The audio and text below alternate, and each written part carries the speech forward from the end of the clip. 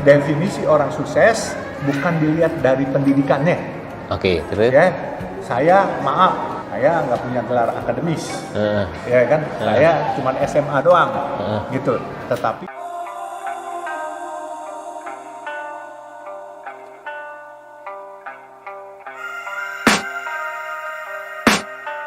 dulu waktu muda hidup lebih banyak ditolong orang atau dapat sedekah dari orang. Sampai saya dagang es mambo sampai umur 17 lah. Kalau ditanya saya, kenapa sih duitnya dipentingin buat sosial atau buat agama? Cuman saya berasa begini aja. Lo punya duit banyak, makan lo juga nggak bisa banyak. Makan sepiring aja udah kenyang sekali makan. Satu hari 3 kali, 3 piring. Kamu maksain deh, mau jadi 6 piring atau 9 piring. Nggak bisa. Nggak bisa, dan yang ada enak. Iya. Ya kan, kita mau cari enak atau mau cari enak? Enak. Nah, enak kan? Iya. Kalau enak, makan sewajarnya. Sedekah juga sewajarnya. Semua seimbang. Kita sedekah itu wajib, bukan tunggu kaya, tetapi porsinya. Ya, tetapi porsinya. Kalau belum kaya, sedekah yang wajar-wajar. Wajib itu. Tapi kalau orang beragama, apakah dia Muslim, apakah dia Kristen, apakah dia Buddha, Hindu, itu harus jadi orang kaya. Karena itu wajib di agama, orang harus kerja. Maksudnya kerja itu supaya kerja jadi sukses. Yang namanya kerja sukses terus jadi kaya. Kaya yang namanya kaya yang benar, kaya yang bermanfaat seperti Baim begini. Amin insyaallah, amin. Amin insyaallah, amin. Itu baru orang kaya sebenarnya. I can spend the day with you. Lipstick. Kalau orang kaya numpuk hartanya sendiri buat dirinya, itu bukan orang kaya, itu orang tamak. Kalau orang kaya, dia bisa memanfaatkan apa yang dia hasilkan untuk kebahagiaan dirinya dan kebahagiaan orang lain. Itu baru orang kaya. Kalau kaya tidak bisa membahagiakan orang lain, itu orang tamak. Itu definisi orang kaya, definisi orang sukses. Definisi orang sukses bukan dilihat dari pendidikannya. Oke, terus? Ya, saya maaf, saya nggak punya gelar akademis, ya kan? Saya cuma SMA doang, gitu. Tetapi yang kerja sama saya S1, S2, S3, cuman saya yang S mambo, ya kan? Jual es mambo biasanya dulu ya. Sukses itu adalah bagaimana Anda bisa membuat satu harmoni, mengumpulkan suatu komunitas menjadi satu kekuatan. Ya, makanya selalu di tangan saya selalu 3 persatuan Indonesia. Karena buat saya NKRI harga mati. Persatuan harus harga pasti. Kalau NKRI harga mati, persatuannya nggak ada. Bohong ini NKRI kalau harga mati. Makanya persatuan harga pasti. Terus yang ketiga, pengabdian terhadap negeri harus sampai mati. Termasuk juga pengabdian terhadap istri harus sampai kaya. Adinda Baim ya, orang bilang saya kaya, itu kan orang yang bilang. Saya nggak pernah bilang saya kaya, karena saya nggak berasa saya kaya. Tetapi itu karunia Allah. Allah membolak-balikan mata kalian supaya saya kelihatan kaya. Padahal coba lihat ya, celana jeans dari Ciamplas. Ini baju udah 30 tahun beli waktu itu dari temen dari Manila, Filipina. Ya kan? Ini terus. Iya, pakai. Jam tangan Seiko. Kita kagak berasa kaya. Yang minum air putih doang. Apa sih? Ya kan? Kekayaan itu adalah hati, bos, bukan materi. Kalau kita masih berpikir materi itu kekayaan, kita selalu beradu kepada orang lain. Betul. Kita lihat di sini banyak sultan kaya. Dibandingin sama Warren Buffett, kecil bos. Dibandingin Jack Ma, kecil bos. Jadi bilang kaya. Jadi kita jangan berasa hebat. Nih, misalnya, maaf nih, Baim di sini dikenal di Indonesia. Saya dikenal di Indonesia. Begitu nyebrang bentar ke Singapura, siapa yang kenal kita? Iya. Jadi jangan sombong. Kita harus tetap bawa diri kita bahwa kita punya peroleh kemasyhuran, kekayaan. Itu Allah yang atur, bos. Baru terjadi seminggu yang lalu. Saya ke Paris. Ini true story. Saya sama istri saya. Karena pakaian kita, ya maaf aja kalau dibanding orang-orang kaya, kita kayak gembel biasa aja. Bukan biasa, gembel emang gembel. Malah gembel. Iya, saya di sana, di Paris, saya lipat celana saya begini, saya masuk ke rumah makan. Pelayannya pakai dasi kupu-kupu, pakai jas. Terus kita duduk. Diusir. Bukan diusir, sebelumnya ya diusir. Dia melihat kita sudah melihat sebelah mata. Saya pesen, rupanya dia bilang nggak bisa pesen ini doang, Nah, saya baru makan, kenyang kan. Saya bilang, saya pesan lagi deh, yang lain minuman apa? Nggak boleh. Terus saya ngadep orangnya, rupanya bukan ngadep orangnya, ngadep jendela, rupanya pelayannya lagi ngedumel berdua orangnya, yang saya nggak lihat. Saya dulu ke WC, saya bilang ya udah kalau nggak dikasih nggak apa-apa, saya numpang ke WC. Saya keluar dari WC, istri saya di depan udah nunggu saya. Dia bilang ternyata di sebelah sini kita boleh. Terus dia bilang, saya marahin orang tadi. Apa yang kamu marahin? Kenapa? Saya bilang gitu. Enggak. Dia bilang suruh usir kita katanya. Lah saya nggak lihat. Iya kamu nggak lihat. Kamu lagi ke WC. Dia ngomong begitu, saya ngerti bahasa itu katanya. Terus saya bilang sama manajernya, jangan kasar begitu katanya. Kalau kamu kasar begitu kita pelanggan. Kita nggak boleh begituin. Terus kenapa nggak bilang sama saya? Terus dia bilang sama saya, kalau bilang nanti kamu marah. Nggak boleh marah. Kita nggak boleh marah. Kita diusir orang nggak boleh marah. Nggak marah? Nggak boleh marah. Kenapa harus marah? Jadi? Ya udah terima aja. Emang kita punya pakaian kayak begini. Kalau orang diusir, lu nggak tahu gue siapa? Iya. Gitu kan? Gue beli lo restoran lo gitu. Ya jangan begitu. Allah juga nggak seneng ngeliat yang begitu. Ya diusir. Jadi, ya sudah, jalan aja kan masih ada restoran depan. Tapi kan sakit hati. Sakit hatinya Pak Alun ketika ini. Diusir? Oh enggak, saya seneng hati karena apa? Pelayannya saya panggil, yang lain saya yang di luar depan, 2. Saya kasih uang 100 euro, kasih tipnya. Ya. Depan mereka. Dia lapor, dia dapat 100 euro. Ya, dia pada keluar semua yang pakai nasi kupu-kupu. Saya ketawa aja, saya bilang udah makan, saya dada-dada tetap. Tenang, sakit hati.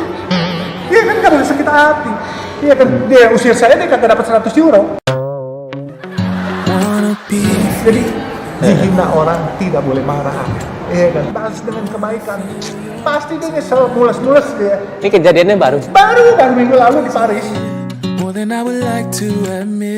Kalau Pak Yusuf sendiri pernah nggak sih sebenarnya mengajarkan, dan saya juga mau nanya ketika Mbak Fitria masuk tahun berapa Islam? 2020 Oh udah 2 tahun ya. Nah ketika masuk perasaan pertama Pak Yusuf seperti apa? Dan Pak Yusuf juga nggak pernah untuk nggak pernah ya?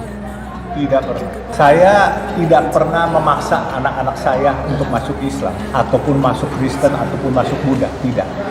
Saya membebaskan.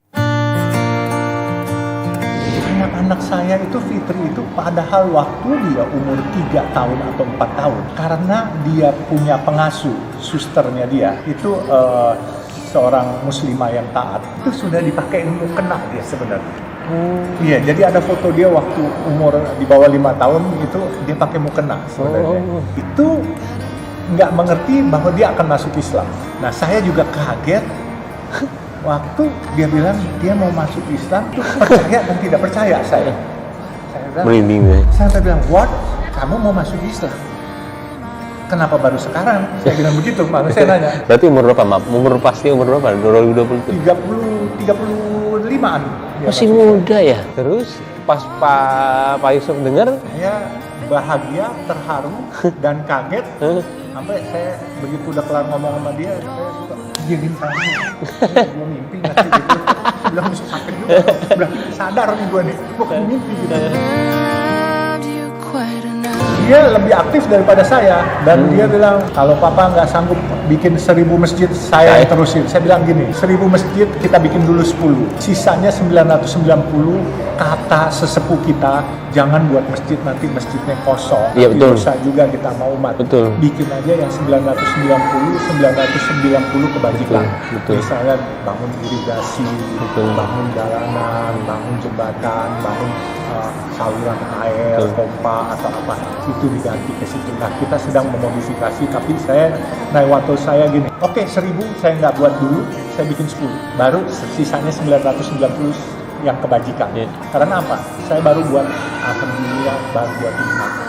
Alhamdulillah. Saya harusnya manggilnya Om sih, karena temennya Papa. Saya sampai kaget tadi.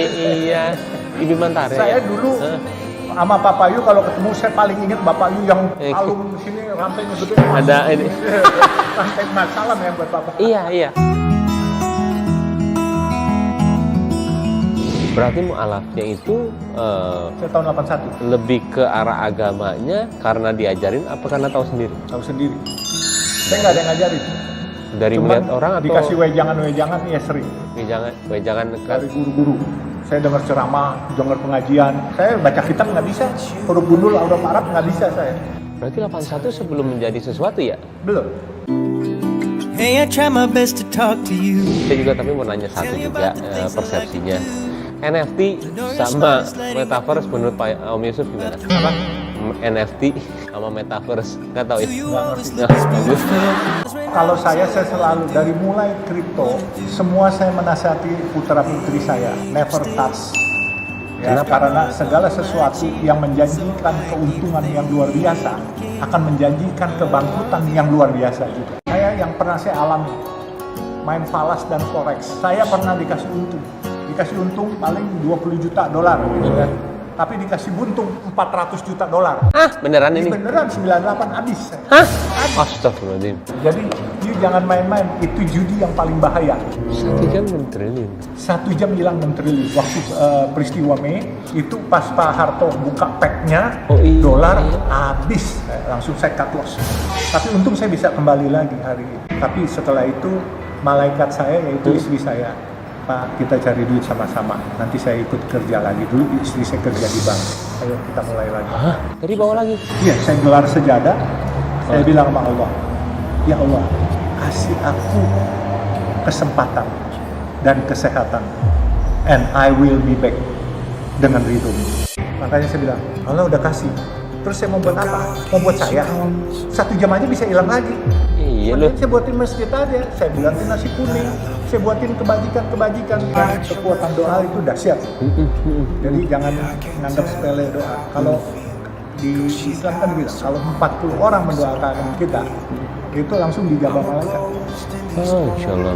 Kan sekarang banyak pola orang sedekah untuk meminta supaya dibalas. Iya, banyak banget. Kalau sedekah dibalas, berarti nggak ikhlas. Allah nggak Betul. mungkin kasih apa-apa. Setuju, Ya saya kan? setuju. Sedekah itu sesuai kemampuan kita, nggak boleh dipaksakan. Kalau punya duit misalnya di rumah 1.000, ya paling sedekahin 10 perak Betul. aja. Jangan sok 1.000-1.000-nya bakal digantiin. Kagak, yang ada gembel loh, bentar.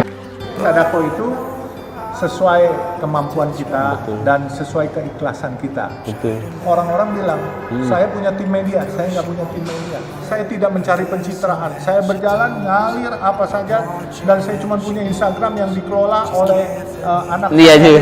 Dia kelola Instagram, ada kegiatan-kegiatan saya. Jadi kalau orang menganggap saya mau pencitraan, mau ada target, itu pasti bohong besar. Orang mau minta ilmu saya cerita. Saya tidak pernah mau minta orang, tolong dong wawancara gue atau apa ini. Saya nggak pernah, malah saya tolak-tolakin. Ada beberapa perusahaan besar minta saya sebagai pembicara, terus ada honornya, ada apanya. Nah, saya nggak pernah minta honor, saya nggak cari honor. Kalau orang mau kasih saya honor, saya terima ya, saya tanda tangan ya. Silakan kalian kasih masjid setempat.